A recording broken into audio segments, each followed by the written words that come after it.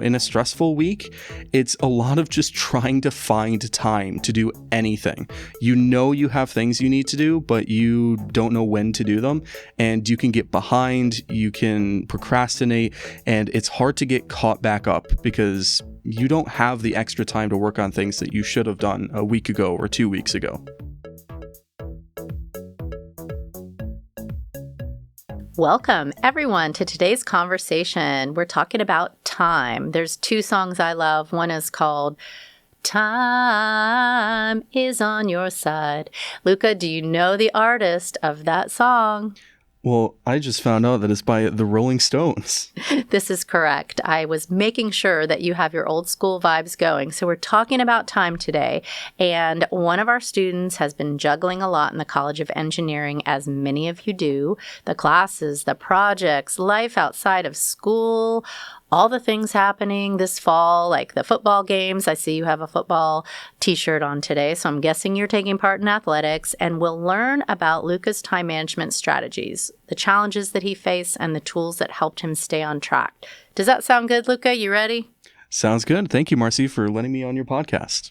We're happy to have you. So today, let's start at the very beginning, Luka. I'm just in a musical mood. Let's start at the very beginning. That was The Sound of Music. I'm sure you saw that as a child, correct? I saw that many times as a child. Hooray. All right. You have just redeemed yourself from the Rolling Stones mishap. So, Luka, students struggle with feeling overwhelmed.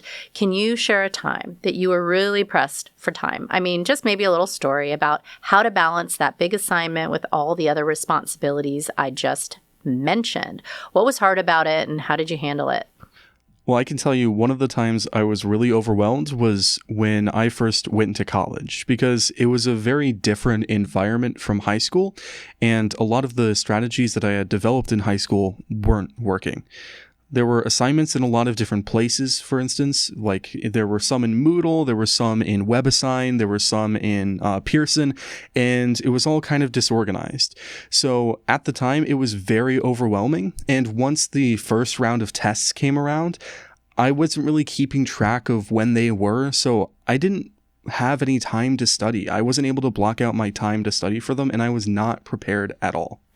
That sounds very overwhelming. Like you said, it was such a big transition. You were in a different environment in high school. Then you came to college and everything was thrown at you from all these directions. And I hear that from grad students too, because they go from undergrad to grad and they have, I don't know if you can imagine this, but take your current situation and times it by 5 and say, ooh, how do I handle all that? So what would you say a stressful week looks like for a busy undergraduate in the College of Engineering?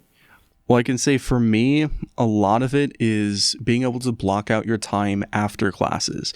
Of course, classes are my top priority, so it's easy to be able to attend the classes and block out that part of my time. But it's outside of classes, being able to juggle assignments and study time and being able to cook for yourself, do laundry, clean around the house, being able to schedule all of that, block out your time with all of those different activities, that is what's really difficult. So in a stressful week, it's a lot of just trying to find time to do anything.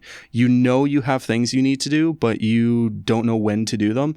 And you can get behind, you can procrastinate, and it's hard to get caught back up because you don't have the extra time to work on things that you should have done a week ago or 2 weeks ago. Yes, the procrastination, the P word. I think the listener is guilty as charged if they relate to that. So as you felt like the schedule was really overwhelming you, what kinds of changes did you start to make? Any kind of adjustments that made a difference? How did you prioritize things? And did you say no to things, perhaps? So one of the biggest things that helped me, especially at the very beginning of college, was a reminder app that I used. Since everything was in different places, some things were in newsletters, some things were in Moodle, some things were only discussed in class, one thing that really helped was having one place to look for all of my commitments. So on my reminder app that I have directly on my phone's home screen, I have all of my due dates, all of my tests, all of my on-campus activities that I have to go to, all of my hobbies, anything like that, I have it right on my home screen. So being able to look at that and know exactly what I have to do that day or that week or even in the next couple of weeks really helps me plan out my day.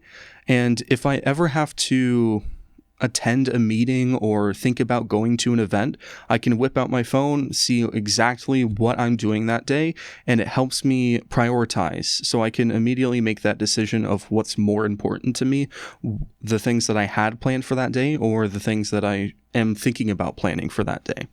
Gotcha. I like the way you're organized. I wanted you to be on this episode because of that, because I am in awe of all the things you're doing. You know, you're trying to apply to study abroad and you're taking all your classes and you're podcast editor and you seem on top of everything because many of the students I've worked with, for example, they have to log in and log out and you typically don't forget to log in and log out. Is that because of these reminders? Are you actually setting an alarm or how does that work? When it comes to clocking in and out, there are two different kind of situations. There's when I'm in the studio or at a workshop when it's tends to be easier. You clock in when you arrive, you clock out when you leave. But when you're in this kind of hybrid situation, which I am, where I also work from home and I edit on my own home computer, it's very difficult to distinguish between work time and your own time.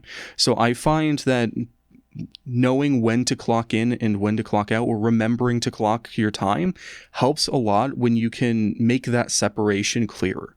So if you're in your own time, maybe you do certain things like you can work in your own room, in your bedroom, or you can have fun things on your side monitor, like a video on your side monitor while you're playing your game on your other monitor. But when you're at work, maybe a change of atmosphere is what helps you. So you can go to the library and work there. Maybe a change in appearance might work for you. So you can rearrange your room or go somewhere else, something like that. But just being able to distinguish between work time and private time helps a lot when it comes to a lot of things, but also knowing when to clock in and out. Dividing that up. And I mentioned, do you say no? Because I feel like I throw so much at you and you do not say no to me.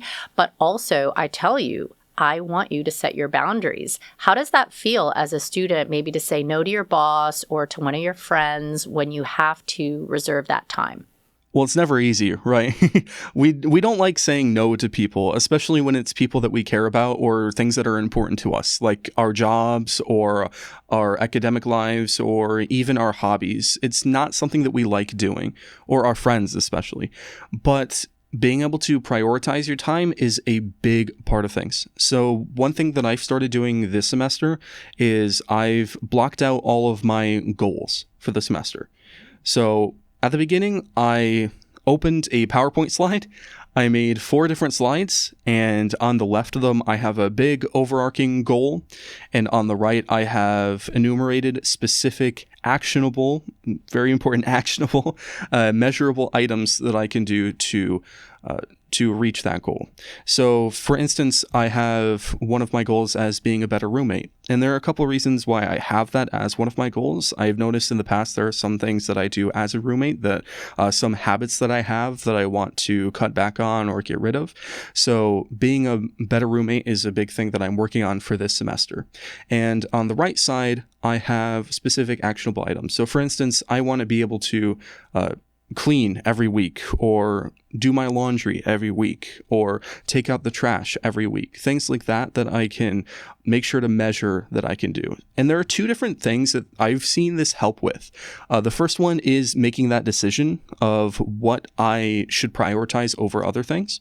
So for instance, if I'm thinking about another one of my goals, my hobbies. If I'm thinking about whether I should go explore one of my hobbies more or spend the time to take out the trash or do my laundry, which I absolutely hate doing, I can think back to my goals and understand which one is important to me. The second is motivation. Nobody likes taking out the trash. Nobody likes doing their laundry, but there are reasons that we do this, and being able to list out the reasons that you do things can really help you when you need that motivation. You can think back to that PowerPoint that you made and those goals that you set and understand why you set those goals, what will change in your life if you meet those goals. And it can really help you, spur you to be able to do things you might otherwise not have the motivation to do. What a great idea. So I'm going to ask you your why. So why do you want to be a better roommate? I know there's a lot of people that are leaving the trash and their roommates are upset with them, and maybe the vibe in the house is not really popular and positive. Yeah, being a better roommate is a big thing. And of course, you can always blame your own roommates for this, but introspection is a big thing for me of I want to be able to like the place that I'm living in. I want to feel comfortable, and I always like making new friends.